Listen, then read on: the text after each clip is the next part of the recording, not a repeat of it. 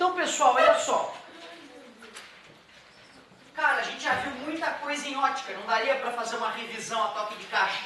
A luz anda em linha reta, os raios de luz são independentes, os raios de luz são reversíveis.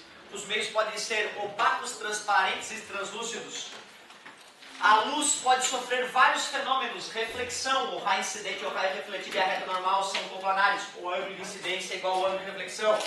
Refração, o raio incidente ou raio refratado e a reta normal são coplanares. A razão entre a velocidade da luz na chegada e na saída é igual à razão entre o seno do ângulo de incidência e o seno do ângulo de refração. Ou nós poderíamos, a título de revisão, colocar o nosso formulário. Como está o nosso formulário de ótica?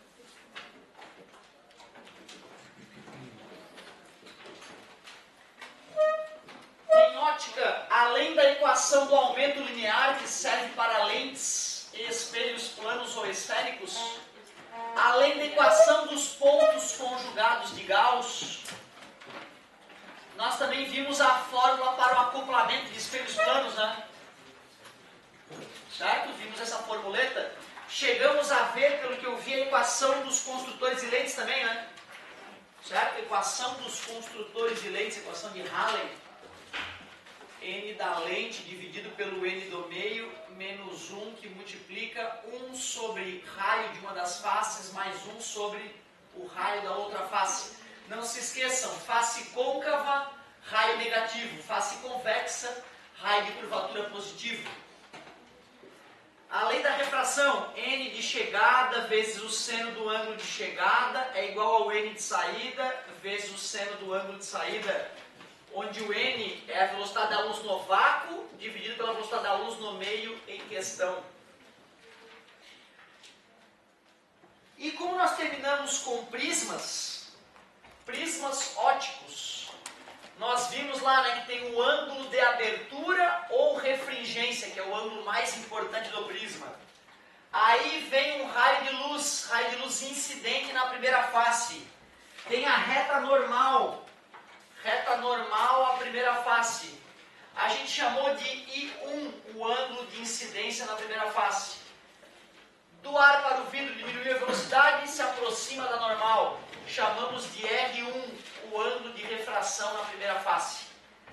Ao traçar a reta normal à segunda face, nós definimos o R2 como o ângulo de incidência na segunda face e de I2 o ângulo de refração na segunda face. Vimos que o desvio que a luz sofre ao entrar na primeira face é o ΔI, o desvio que a luz sofre ao refratar na segunda face é o ΔI. E que se eu comparo a posição angular do raio incidente e do último raio refratado, isso é o desvio total. Por geometria simples, eu te mostrei que o desvio na primeira face é o I1 menos o R1 e que o desvio na segunda face é o I2 menos o R2. E já que o desvio total é a soma dos desvios, dando uma organizadinha nessas fórmulas, ficou desse jeito. Provei também usando que a soma dos ângulos internos de qualquer triângulo é 180, mostrei que o ângulo de abertura ou refringência é a soma do ângulo de refração na primeira face mais o ângulo de incidência na segunda. Substituindo uma fórmula na outra, nós chegamos à equação do desvio, que é I1 mais I2 menos A. Te mostrei que no caso de desvio mínimo,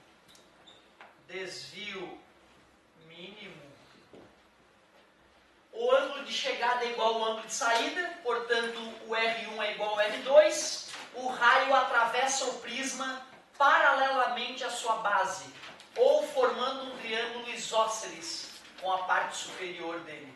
Nesse caso, como o I1 é igual ao I2 e como o R1 é igual ao R2, a fórmula do desvio fica bem simplificada. 2 vezes I menos R. Foi mais ou menos até aí que nós vimos, certo? Não fiz exemplo, né, de prisma, então vamos começar fazendo um exemplozinho. Cara, são tão raras as questões que envolvem prisma no vestibular, que às vezes o cara faz um exemplo e acaba dando os mesmos números do vestibular, porque são poucos os exemplos com números bonitos. Na apostila da concorrência aí tem 6 ou 7 questões que tem prisma. Aí eu fui fazer uma de cabeça, não a questão da apostila, um exemplo novo. Aí um aluno, professor, essa aí é igual a questão tal. Aí eu fui lá, mudei os números, professor, essa aí é igual a questão tal. Então tu vê, né, cara?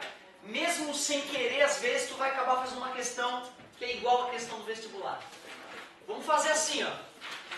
O cara diz que tem um prisma com ângulo de abertura de 60 graus. Diz que esse prisma está recebendo um raio de luz que, ao penetrar no prisma, faz um ângulo de 30 graus com a reta normal. Sabendo que o índice de refração do prisma é raiz de 3, determine o desvio que a luz sofreu ao atravessar o prisma completamente.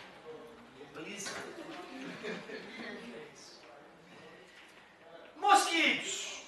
Tu vê, cara, essa questão ela é boa porque ela não envolve só a parte geométrica dos prismas, ela envolve um conhecimento sobre refração.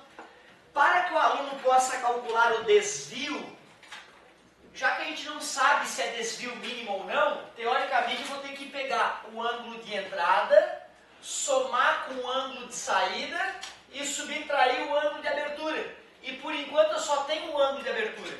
Portanto, primeiro eu vou determinar o ângulo de chegada, o I1. Para determinar esse ângulo eu tenho que lembrar que o N de chegada vezes o seno do ângulo de chegada é igual ao N de saída vezes o seno do ângulo de saída. O N de chegada é o ar. Nós temos que entender que o N do ar é 1. Seno do ângulo de incidência é igual N do material de saída, que é o índice de refração do vidro do prisma, vezes seno do ângulo de saída, que é 30 graus. Multiplicar por 1 não fede nem cheira. O seno de 30 é 1 sobre 2.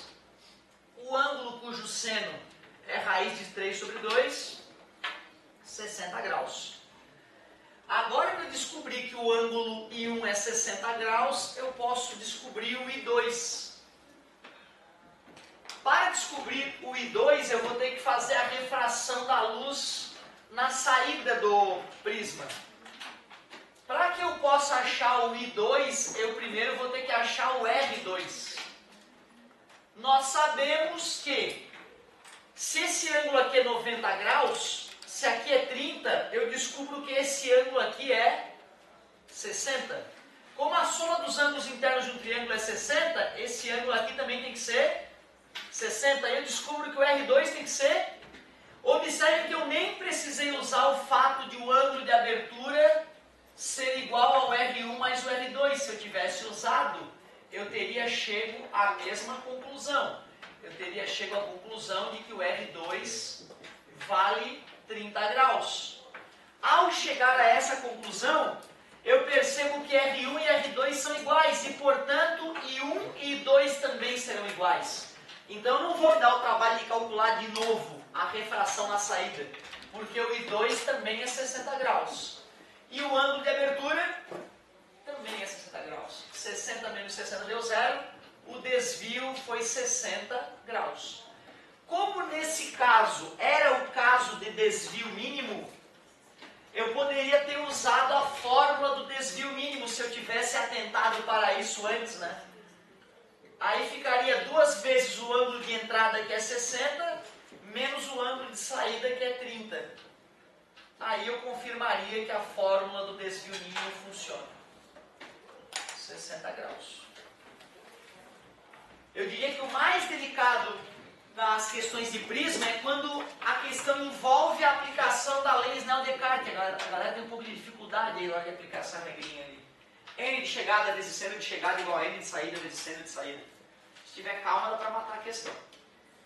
As fórmulas de prisma, né, que seria desvio na primeira face, desvio na segunda face, desvio total, elas são substituíveis por geometria básica. Essa fórmula eu diria que é a mais usada. Tem questões de prisma que tu resolve usando só essa fórmula clássica de prisma, tu já mata a questão. Então fizemos um exemplozinho para rememorar os prismas. Vou aproveitar para revisar com vocês reflexão total e te mostrar o prisma de reflexão total. Deixa eu liberar um espacinho aqui para te mostrar o prisma de reflexão total. N de chegada vezes seno do ângulo de chegada é igual ao N de saída vezes o seno do ângulo de saída, né? Esse 30 tinha sido fornecido, né? Era o único que tinha sido fornecido. Os dados fornecidos originalmente eram o ângulo de abertura, o ângulo de refração na primeira face e o índice de refração. Então esses caras foram os dados, certo? E disse que era fora do prisma. Então eu sabia que o N do ar era 1, o seno de eu não sabia o ângulo de chegada, mas sabia o índice de refração do material que era feito o prisma e sabia o ângulo de chegada, de saída, né, que era o 30. Por isso que ele era 30. Então foi dado. Se não tivesse dado aquele dado, teria que ter dado alguma outra coisa para poder fazer a questão. Outra coisa, né, o aluno tem que estar familiarizado, porque se o cara do vestibular for sacando, ele não desenha nem o prisma. Ele fala, sabendo que um prisma feito de vidro com índice de refração raiz de 3 tem ângulo de abertura 60 graus, se o ângulo de refração na primeira face for 30, determine o desvio total. Então, tu vê, né? Se o cara não está acostumado com quem é quem, o cara não consegue nem desenhar a questão para começar. Então, isso pode acontecer sim. Show de bola! Vamos comentar então os prismas de reflexão total.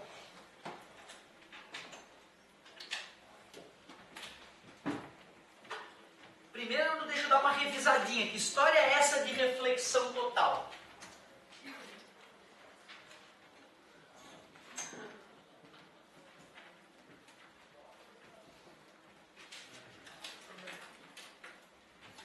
Quando a luz vai passar de um meio mais refringente para um meio menos refringente, imagina, por exemplo, que ar e água estão separados por essa linha. Se eu fosse estudar um raio de luz que atinge a superfície de separação entre ar e água, nós sabemos que a luz, quando vai da água para o ar, aumenta de velocidade se afastando da reta normal. Isso é a refração, ângulo de incidência, ângulo de refração. Pela lei da refração, N da água vezes o seno do ângulo de incidência é igual ao N do ar vezes o seno do ângulo de refração. O N da água e o N do ar dependem das características desses meios, não vão se alterar. Só que se eu aumento o ângulo de incidência, se eu aumento esse número aumenta, o lado esquerdo da equação aumenta. Vai ter que aumentar o lado direito para poder continuar igual. Como o N do ar não pode aumentar, a única coisa que pode aumentar é o seno do R. E para que o seno do R aumente, o R deve aumentar. Isso me mostra que se eu aumento o ângulo de incidência, o ângulo de refração aumenta também. E já que a luz está indo de um meio mais refringente para o meio menos refringente, o ângulo R sempre será maior que o ângulo I, neste caso. Chega uma hora, então, que o ângulo de chegada é tão grande que o ângulo de refração se torna o máximo possível, 90 graus. Essa situação que eu desenhei em vermelho é chamada de caso limite. É o caso limite para a refração. Se o ângulo de chegada for maior que esse ângulo, que eu chamarei de ângulo limite, em vez de ver a luz refratar para o ar, eu veria a luz bater na superfície de separação entre ar e água e voltar para a água. Neste caso, não ocorreria mais refração, ocorreria reflexão total. Então, isto é refração. Isto ainda é refração, é o caso limite da refração.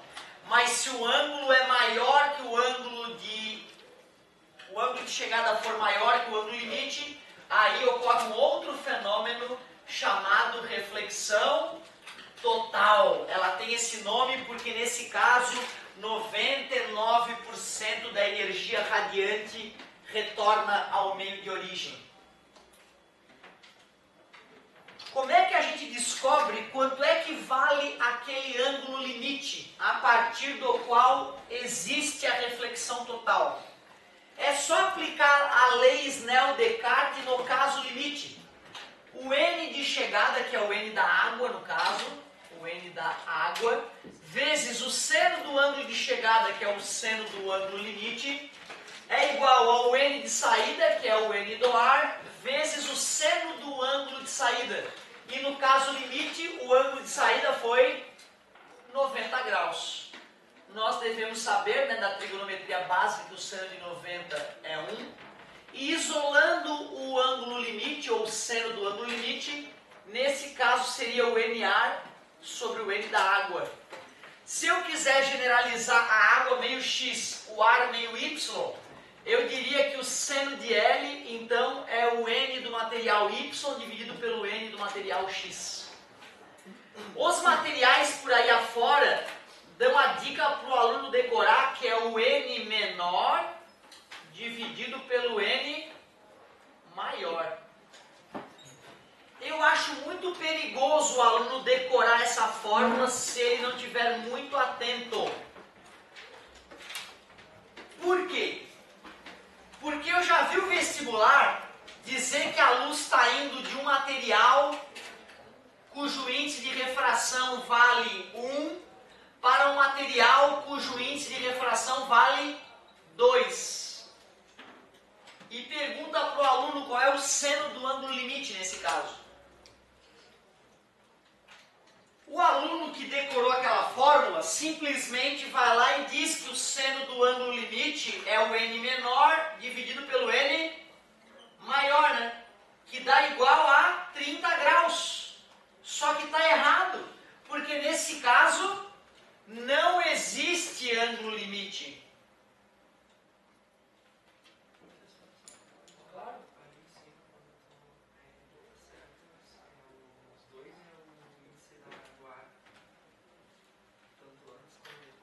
Não, é que é um G, o meu G está cada dia pior.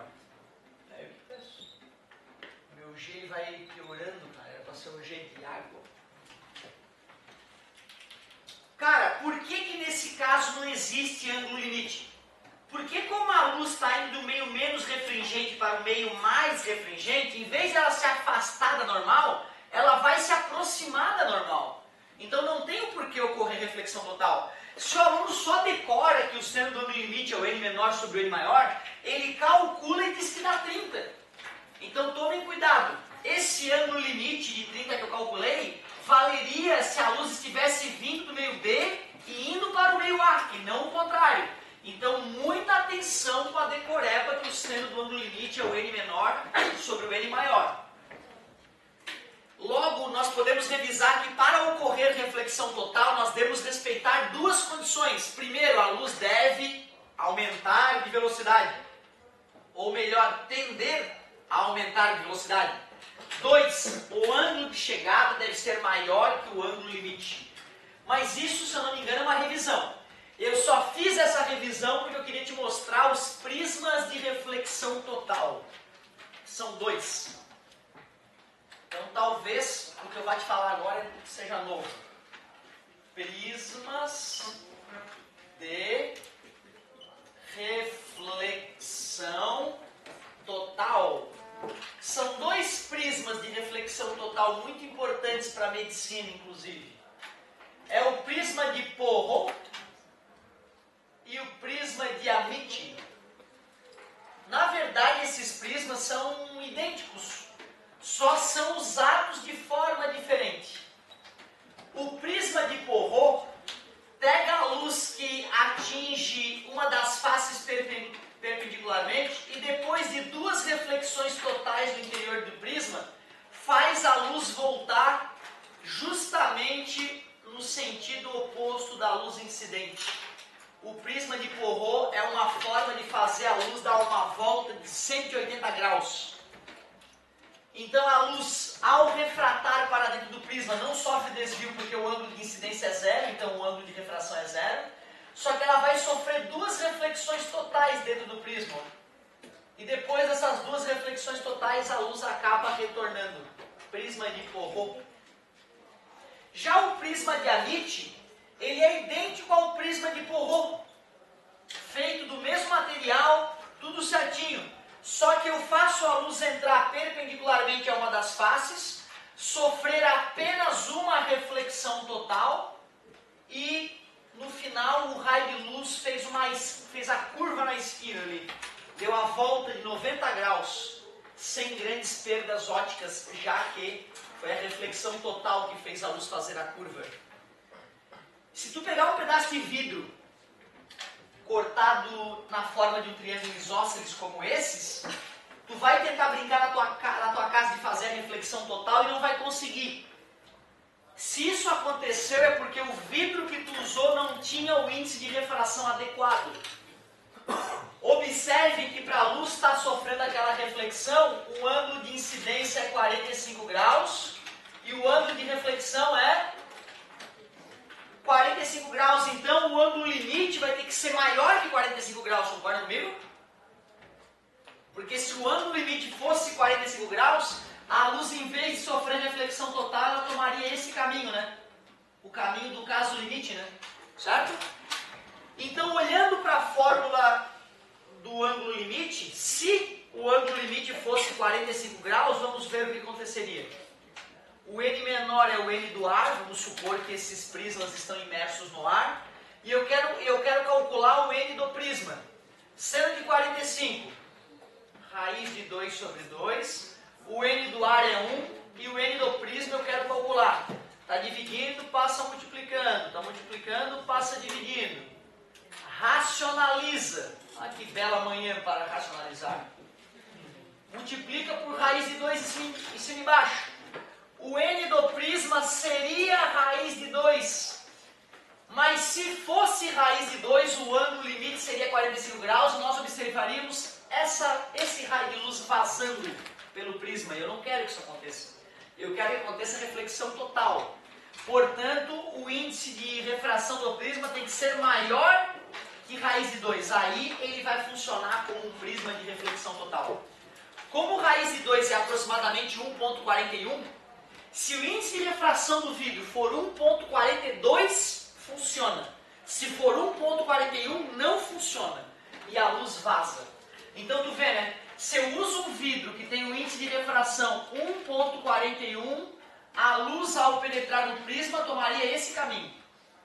Se eu uso um índice de refração de 1,42, isso não ocorre, ocorre reflexão total e a luz toma esse caminho. Então observem que a escolha do material do qual nós vamos partir para fazer um prisma de reflexão total é muito importante. Professor, tudo bem, eu só não entendi onde é que essa porcaria desse pedaço de vidro vai ser usado na medicina. Não só na medicina para salvar vidas, como também na astronomia para entender os confins do universo. Esses pequenos pedaços de vidro são muito úteis para a fabricação de microscópios e telescópios, sem os quais os antibióticos que já nos salvaram de infecções bobas na garganta e em outras partes do corpo teriam nos matado. Então tu vê, o prisma de Porot e diamite salvaram vidas e nos permitiram chegar aonde chegamos. Por isso que eles são utilizados, não é de tolice, né? É porque isso salva a vida. Se nós não tivéssemos esses prismas para poder usar na construção de grandes telescópios, nós não saberíamos sobre o Big Bang e sobre o tamanho do universo atual. Loucura, né, cara? Inacreditável como um desenvolvimento técnico tosco assim pode ser tão importante para o desenvolvimento da ciência. Muito bom. Já fiz a equação da profundidade aparente, acredito eu, né? Profundidade aparente. Devo ter feito o desvio sofrido por um raio de luz ao atravessar uma lâmina de faces paralelas. Será que eu fiz isso também? Acho que sim. Então, cara, o que nós poderemos fazer? Acoplamento de lentes também já foi. Cara, nós estamos bem na parte de ótica, nós estamos bem na foto. Eu acho que agora a gente pode começar a estudar a ondulatória de outras formas, não só do ponto de vista da luz. Eu acho que a gente pode agora começar a trabalhar a ondulatória. É minha ondulatória? Não, tudo bem, não tem problema. Não tem problema. Um ciumeira, né? Não tem problema. Eu vou segurar. Os conteúdos dele, tudo com ciúmes. deixar alguma coisa, né? Vou colar aqui que manda na física. É importante que fique claro, eu sou um mero subalterno.